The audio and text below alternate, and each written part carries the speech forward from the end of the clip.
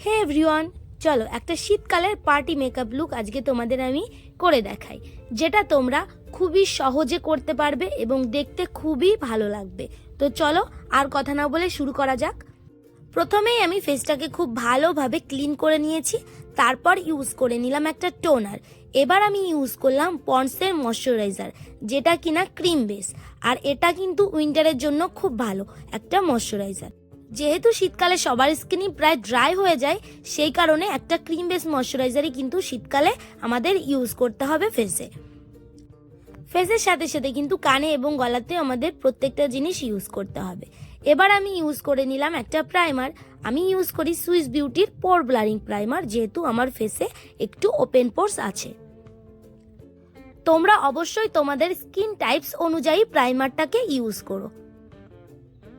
তবে মেকআপ করার আগে কিন্তু অবশ্যই প্রাইমারটা ইউজ করতেই হবে আমাদের, তবেই কিন্তু মেকআপটা আমাদের স্কিনে ভালো বসবে আর স্কিনটাও ভালো থাকবে।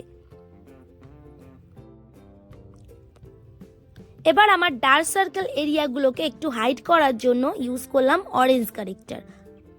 অরেঞ্জ কারেক্টারটাকে আমি ব্রাশের সাহায্যে প্রথমে ডার্ক সার্কেল এরিয়াগুলোতে লাগিয়ে নিলাম।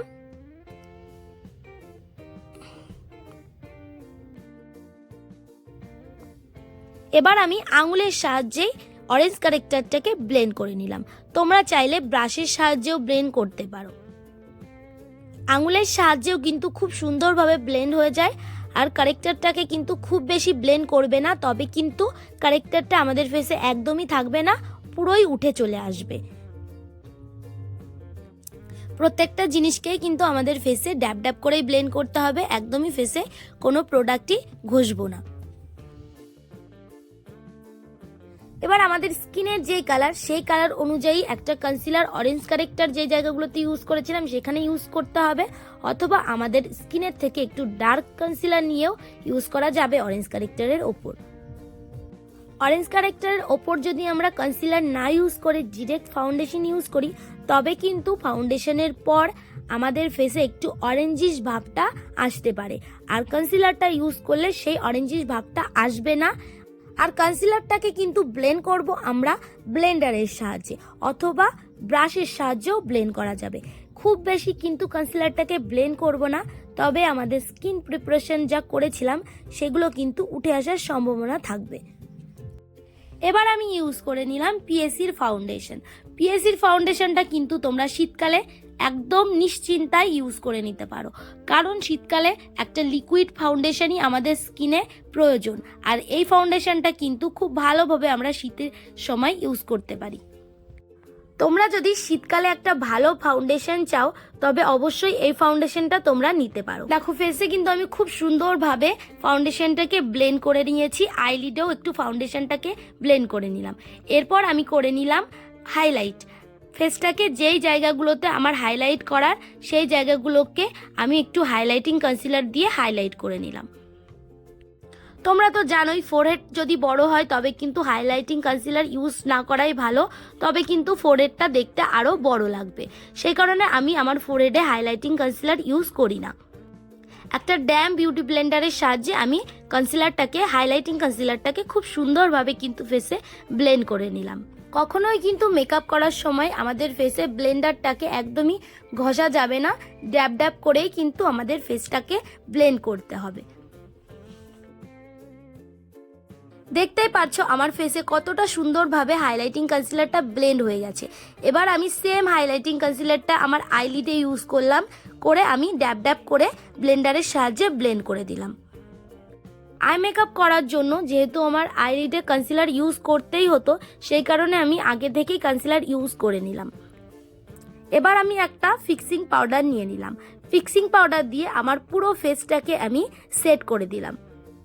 মানে পুরো ফেসে আমি যে বেস মেকআপটা করেছি, সেই বেস মেকআপটাকে আমি একটা পাউডারের সাহায্যে সেট করে দিলাম। ফেসে আমরা যত ক্রিম প্রোডাক্ট অথবা লিকুইড প্রোডাক্ট ইউজ করব, তারপর কিন্তু অবশ্যই একটা পাউডার দিয়ে ফেসটাকে সেট করে নিতে হবে। তারপর আমরা সব রকম পাউডার প্রোডাক্ট ফেসে ইউজ করব। আইলিডটাকেও আরেকবার ব্লেন্ড করে তারপর পাউডার দিয়ে সেট করে দিলাম। পাউডারটাকে ফেসে সেট করে দেওয়ার পর এবার কিন্তু আর কোনো রকম লিকুইড প্রোডাক্ট ফেসে ইউজ করা যাবে না, সব রকম পাউডার প্রোডাক্ট ফেসে ইউজ করতে পারবে। যেমন এখন আমি করে নিচ্ছি পাউডার কন্ট্যুর। চিক বোনস, জ লাইন, নোজ, ফোরহেড এই জায়গাগুলোতে আমি পাউডার কন্ট্যুর করে নিলাম। যেহেতু আমার আগের প্রত্যেকটা ভিডিওতে আমি কিভাবে কন্ট্যুর করতে হয় সেটা শিখিয়েছি, সেই কারণে এই ভিডিওটাতে আমি আর কিভাবে কন্ট্যুর করতে হয় সেটা বললাম না। এবার আমি দেখো সুন্দরভাবে নোজ কন্ট্যুর করে নিচ্ছি। নোজটাকে কিন্তু কন্ট্যুর করা আমার নাকের জন্য খুবই ভালো, যেহেতু আমার নাকটা একটু বোচা, সেই কারণে নাকটাতে কন্ট্যুর করলে আমার নাকটা একটু হলেও শার্প লাগে দেখতে। চিক বোনসের কন্ট্যুরটাকে আরো সুন্দরভাবে বোঝানোর জন্য ইউজ করে নিলাম পাউডার। ঠিক নাকের মাঝখানেও সেম কারণে আমি পাউডারটাকে ইউজ করলাম। এবার আমি পাউডার ব্লাশার ইউজ করি। পাউডার ব্লাশারটাকে আমি আজকে খুবই কম ইউজ করলাম, তোমরা চাইলে তোমাদের ইচ্ছা মতো ইউজ করতে পারো, যতটা ফেসের সঙ্গে যায়।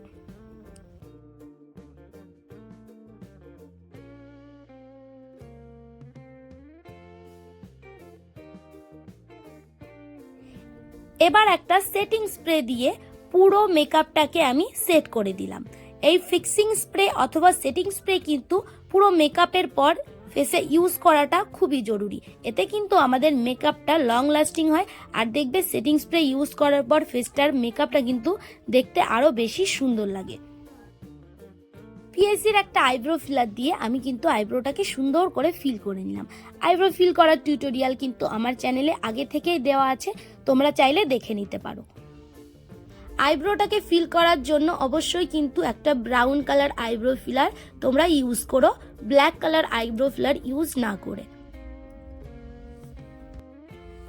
আইব্রো ফিল করার ব্রাশ দিয়ে সুন্দর করে আইব্রোটাকে প্রথমে ফিল করে নিলাম, তারপর সেম ব্রাশের সাহায্যেই আমি আইব্রোটাকে একটু আঁচড়ে নিলাম।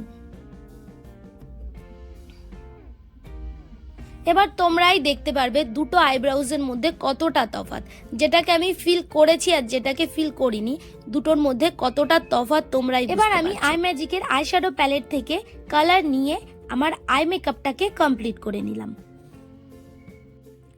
আই মেকআপটাকে কমপ্লিট করার জন্য আমি বাস দুটো কালার ইউজ করব। প্রথম কালারটাকে আমি আইলিডের ক্রিজ লাইন পর্যন্ত ব্লেন্ড করলাম, সেকেন্ড কালারটাকে আমি আইলিডের ক্রিজ লাইনের থেকে শুরু করে একদম পুরো আইলিডের ওপর পর্যন্ত সুন্দর করে ব্লেন্ড করে দিলাম, যাতে কোনো রকম হার্শ লাইন দুটো কালারের মধ্যে বোঝা একদমই না যায়। এবার একটা ছোট ফ্ল্যাট ব্রাশ ইউজ করলাম এবং সেকেন্ড যে কালারটা ইউজ করেছিলাম সেটা আমি লোয়ার ওয়াটার লাইনের নিচে ব্লেন্ড করে দিলাম।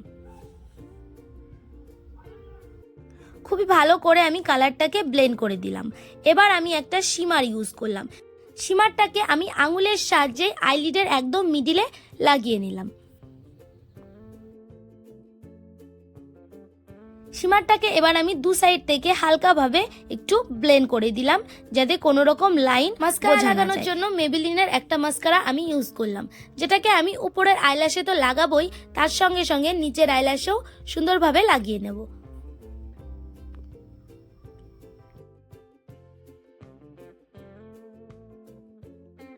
এবার আইলিডে আমি লাইনারটাকে লাগিয়ে নিলাম।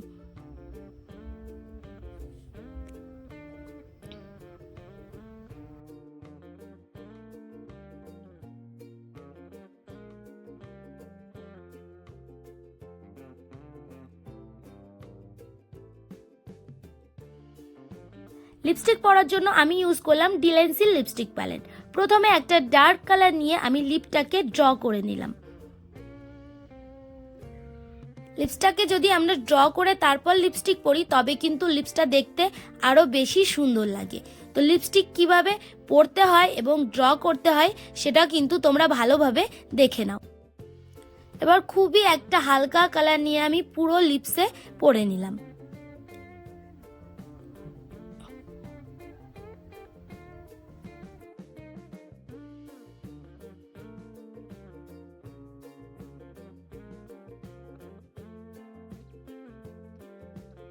ফেসটাকে আরো গ্লোয়িং দেখানোর জন্য ইউজ করে নিলাম হাইলাইটার। ফেসের হাইলাইটিং এরিয়াগুলোকে আমি হাইলাইট করে নিলাম। যে কোনো প্রোডাক্টই আমরা ফেসে ইউজ করি না কেন, কোনো কিছুরই কিন্তু হার্শ লাইন বোঝা গেলে দেখতে একদমই ভালো লাগে না। ঠিক তেমনভাবে হাইলাইটারেরও কিন্তু কোনো রকম হার্শ লাইন যেন ফেসে বোঝা না যায়, সেভাবে ফেসে আমি হাইলাইটারটাকে ইউজ করলাম।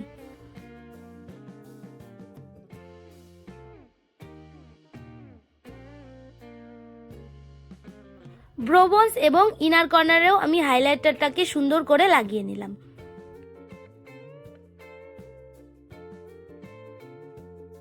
হেয়ারটাকে আমি জাস্ট কিছুই করিনি, শুধু ছেড়ে দিয়ে একটু কাল করে দিয়েছিলাম।